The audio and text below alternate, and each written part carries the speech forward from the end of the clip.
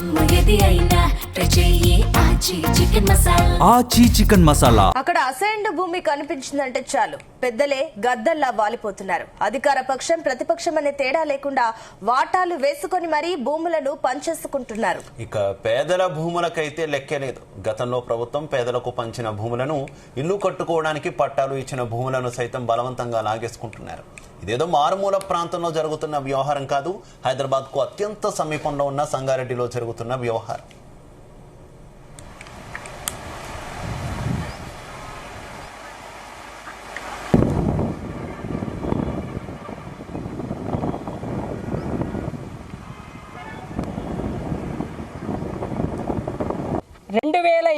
కాంగ్రెస్ ప్రభుత్వం ఆధ్వర్యంలో అప్పటి ఎమ్మెల్యే సంగారెడ్డి ఎమ్మెల్యే గౌరవనీయులు జగ్గారెడ్డి గారి ఆధ్వర్యం లోపల ఈ సర్వే నంబర్లలో 80 మందికి 80 గజాల చొప్పున ప్లాట్లు ఇవ్వడం జరిగింది. ఇక్కడ మౌలిక వసతులు లేక రోడ్లు కానీ కరెంటు కానీ నీరు కానీ డ్రైనేజ్ వ్యవస్థ కానీ లేక ఈ ప్లాట్ల సభ్యులు ఇక్కడ జీవనం కొనసాగించలేకపోయారు. ప్రస్తుత తరుణంలో ఇక్కడ రోడ్లు డ్రైనేజీ కరెంటు వ్యవస్థ మౌలిక వసతులు వస్తున్న సందర్భంలో మాకు ఇచ్చినటువంటి ప్లాట్లను కబ్జా చేయడానికి టీజేఆర్ కన్స్ట్రక్షన్ అనే సంస్థ ఒక వారం రోజుల నుండి మా ప్లాట్లను డ్యామేజ్ చేస్తూ వాళ్ళకు అనుకూలంగా రోడ్లు వేస్తూ వాళ్ళకు అనుకూలంగా కడీలను పాతూ ఏదైతే మా పాత కడీలు ఉన్నాయో మా బౌండరీస్ ఉన్నాయో వీటినన్నిటిని చెడగొట్టి మా ప్లాట్లను మాయి కదా కావు అని చెప్పేసి నిరూపించడానికి ఒక కుట్ర పన్నుతున్నారు. దీన్ని తాటికొండ జానకీరామ్ ఇన్ఫ్రాస్ట్రక్చర్ అనే సంస్థ ద్వారా మా ప్లాట్లను డ్యామేజ్ చేయడం జరిగింది. ఇక్కడ మేమందరం ఈ కాలనీకి నామకరణం చేసుకున్నాం. పేదలమందరం అంబేద్కర్ నగర్ కాలనీగా నామకరణం చేసుకుని అంబేద్కర్ జెండాను ఆవిష్కరించినాం. దాన్ని ఒక ప్రసాదరావు అనే వ్యక్తి ఇక్కడ పని చేపిస్తున్నటువంటి వ్యక్తి గద్దెను మరియు జెండాను మేము వేసిన గుడిసెలను హరిబాబి అనే వ్యక్తి కొంతమంది వ్యక్తులతోటి వాటిని చించేయడం ధ్వంసం చేయడం జరిగింది. కాబట్టి ఇలాంటి వ్యక్తుల మీద చర్యలు తీసుకోవాలని చెప్పేసి ఈ సందర్భంగా మేము తెలియజేస్తున్నాం. మేము ఇక్కడ వచ్చి మా ఆర్ఐ ద్వారా సర్వే రిపోర్ట్ చేస్తూ ఉంటే వాళ్ళు పోలీసులను పిలిపించి ల్యాండ్ ఆర్డర్ ప్రాబ్లం చేసి ఆ తప్పును మా మీద నొక్కుదామని చెప్పేసి కూడా ఈ ప్రయత్నం చేస్తున్నారు. కావున ఎంఆర్ఓ గాని ఆర్డీఓ గాని సంగారెడ్డి కలెక్టర్ గాని తక్షణమే చర్యలు తీసుకొని వీళ్ళకి ఇచ్చినటువంటి పట్టా సర్టిఫికెట్లలో వాళ్ళకే సైట్ చూపెట్టి మళ్ళీ వాళ్ళ ప్లాట్లు వాళ్ళకే తగ్గట్టుగా చేయాలని చెప్పేసి సంగారెడ్డి కలెక్టర్ గాని ఎస్పీని గాని కూడా నేను కోరుకుంటూ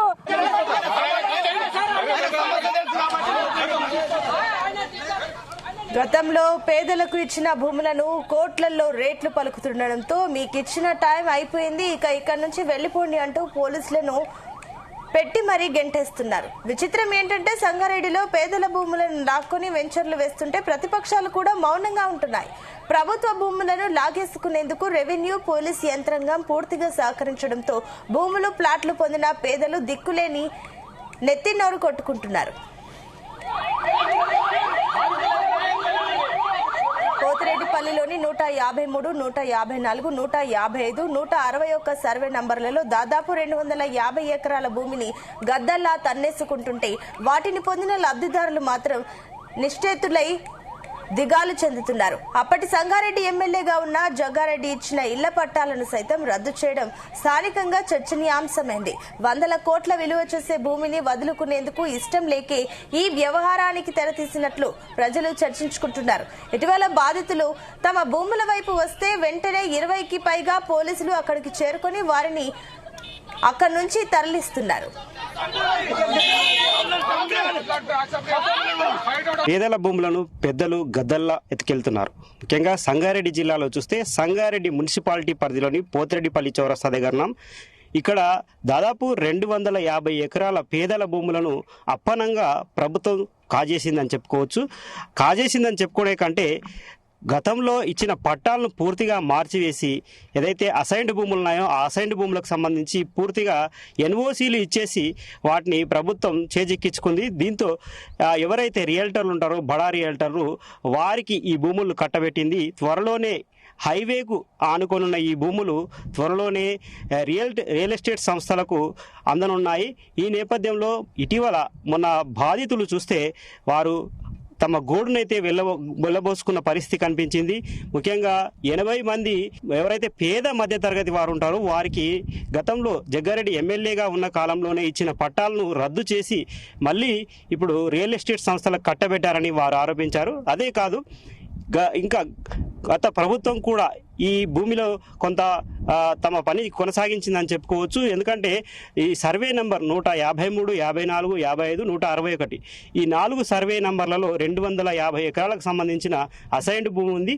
దీంతో ప్రభుత్వం ఈ అసైన్డ్ భూమి పైన పూర్తి స్థాయిలో తమ హక్కులు చేజిక్కించుకునే ప్రయత్నం అయితే చేసిందని చెప్పుకోవచ్చు. ఇది గత కొంతకాలంగా సాగుతున్న వ్యవహారం. అయితే ఎవరైతే లబ్ధిదారులు ఉంటారో గతంలో భూములు పొందిన వారు ఈ పొజిషన్ చూపించినప్పటికీ తమకు మౌలిక వస్తువులు సరిగా లేకపోవడం, ఇక్కడ నీరు రోడ్లు లేకపోవడంతో వాళ్ళు పొజిషన్లో లేకపోవడాన్ని సాకుగా చూపి రెవెన్యూ అధికారులు ఈ భూమిని తిరిగి చేజిక్కించుకున్నారు. అయితే రెవెన్యూ అధికారులను అడిగితే దీనికి పొంతం లేని సమాధానాలు ఇస్తున్నారని చెప్పుకోవచ్చు. ఎందుకంటే ప్రభుత్వ పెద్దలు పూర్తిగా దీనిలో ఇన్వాల్వ్ అయ్యారని వారు అనధికారికంగా అయితే తెలియజేసిన పరిస్థితి ఉంది. మొత్తంగా సంగారెడ్డి జిల్లా కేంద్రానికి కూతవేటు దూరంలో ఉన్న పోతిరెడ్డిపల్లిలో జరుగుతున్న ఈ భూభాగోతం పైన పూర్తి స్థాయిలో విచారణ జరగాల్సిన అవసరం ఉంది. ఎందుకంటే పేదలకు గతంలో ఇచ్చిన భూములను తిరిగి తీసుకోవడం ఒక ఎత్తు అయితే రియల్ ఎస్టేట్ సంస్థలకు కట్టబెట్టి వేల కోట్ల రూపాయలను చేజిక్కించుకునే ప్రయత్నం అయితే కొనసాగుతుంది. సంగారెడ్డి జిల్లాలో జరుగుతున్న ఈ భూదందా పైన సమగ్ర విచారణ జరిపించాలని చెప్పి ప్రజలైతే డిమాండ్ చేస్తున్న పరిస్థితి మనకు కనిపిస్తుంది. కెమెరామెన్ శ్రీకాంత్, నాగేష్, సంగారెడ్డి నుంచి జీ తెలుగు న్యూస్.